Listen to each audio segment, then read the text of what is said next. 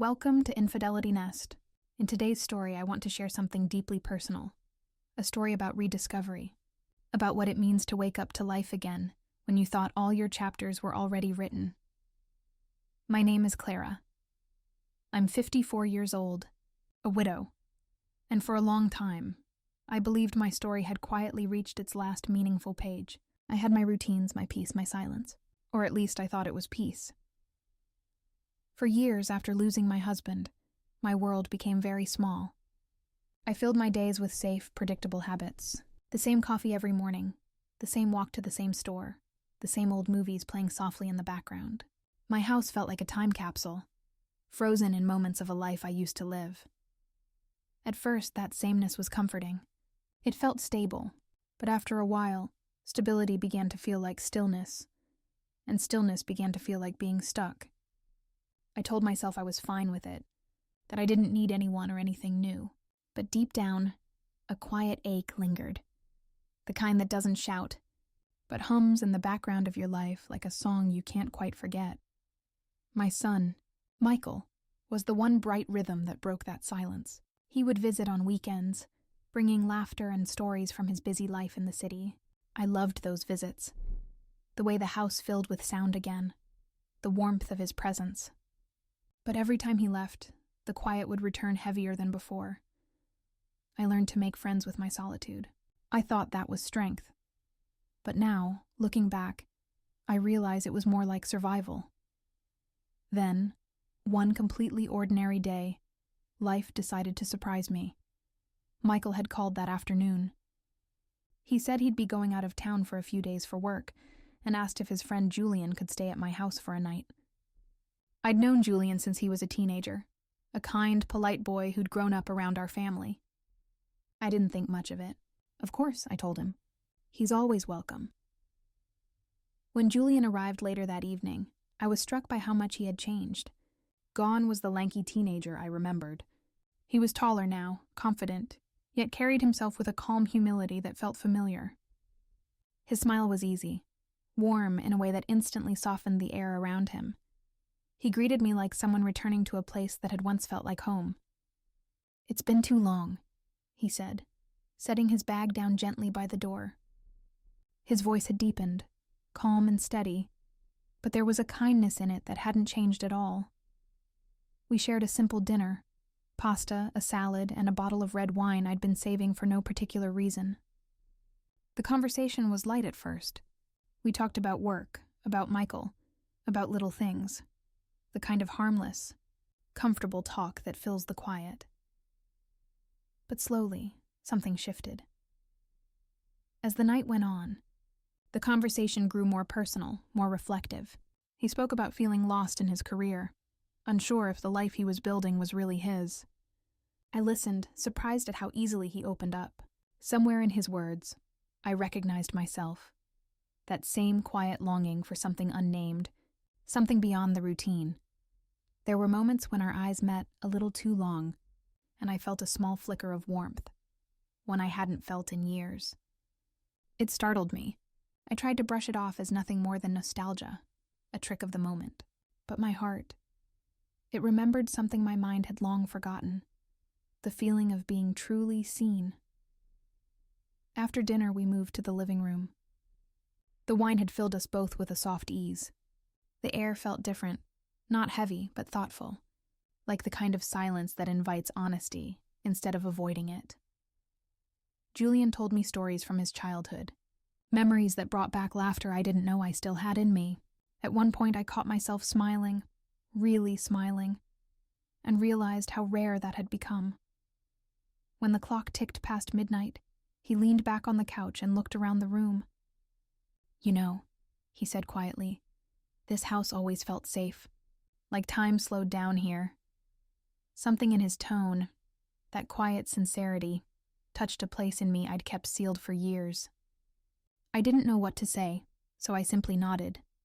Then came a pause, a long, gentle pause that said more than words could. He looked at me, really looked, and said, "You've always been one of the kindest people I've known. You deserve to feel alive again." My heart stuttered in my chest. I wasn't used to being spoken to like that. Not since my husband passed. For a moment, I didn't know how to breathe. I wanted to deflect, to change the subject, but something in his eyes held me still. Not out of pressure, but understanding. He wasn't seeing me as someone's mother, or a widow, or a figure from his past. He saw me, the woman behind all the titles, the person who'd been quietly fading into the background of her own life. It was both terrifying and exhilarating. When he reached out, just to place his hand gently over mine, the gesture was simple, human and kind. There was nothing rushed or reckless about it. It was a connection, quiet, real, and grounded in empathy. I didn't pull away. I didn't know what would happen next, only that I suddenly felt more alive than I had in years. We talked for hours after that. Not about love or longing, but about life. About the ways we lose ourselves and the rare moments that bring us back. Somewhere between those conversations and the unspoken silences that followed, I realized that life hadn't stopped offering me moments of warmth. I had simply stopped opening the door to them. Later, when the night grew still and the world outside was asleep, he said softly, "Thank you for tonight, Clara, for listening, for being real." His words lingered in the air like music.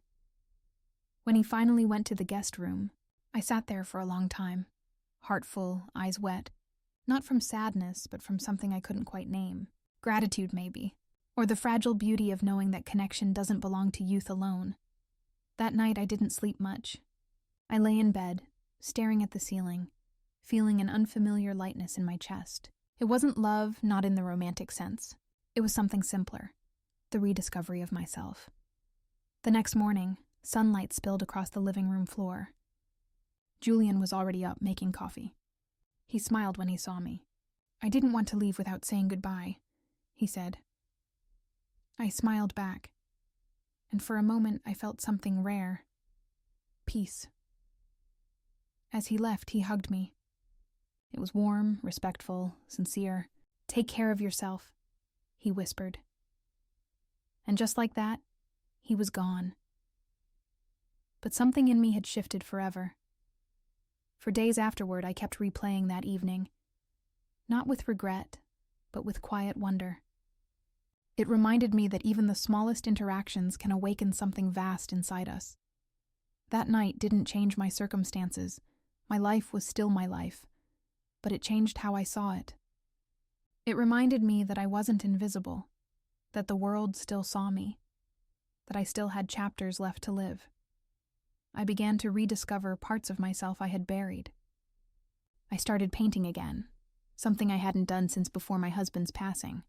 I signed up for a community gardening group. I found myself laughing more easily, reaching out to people, allowing warmth back into my world. I realized that growing older doesn't mean growing smaller. It can mean growing deeper. Sometimes healing doesn't arrive as grand gestures or dramatic events. Sometimes it comes quietly, in a shared conversation, a kind word, or the realization that your story isn't finished yet. That's what that night gave me. Not romance, not complication, but remembrance. It reminded me that tenderness still exists, and that the heart doesn't age the way the body does. I often think of Julian and hope he's doing well. We haven't spoken much since then, but that's okay. Some people enter your life not to stay, but to remind you how to live again, and I will always be grateful for that reminder. Because life, no matter how quiet, no matter how predictable, still holds the power to surprise you when you least expect it. If you've ever felt like it was too late to feel something new, I hope my story reminds you otherwise. You are not done. You are not forgotten. There is always more ahead, even if it begins with something as simple as a conversation on a quiet evening. I am Clara, and this was the night I remembered who I was. Not just someone's mother, not just a widow, but a woman still capable of joy, curiosity, and connection. If this story touched you, let me know in the comments below. Have you ever had a moment that reminded you life still has new beginnings waiting for you? Don't forget to like this video. It helps stories like mine reach others who might need a little reminder of their own strength. And if you haven't already, subscribe to Infidelity Nest for more true stories of the human heart. stories about healing, rediscovery, and the quiet moments that change everything. Thank you for listening. Until next time, take care of yourself and stay open to the moments that remind you you're still alive.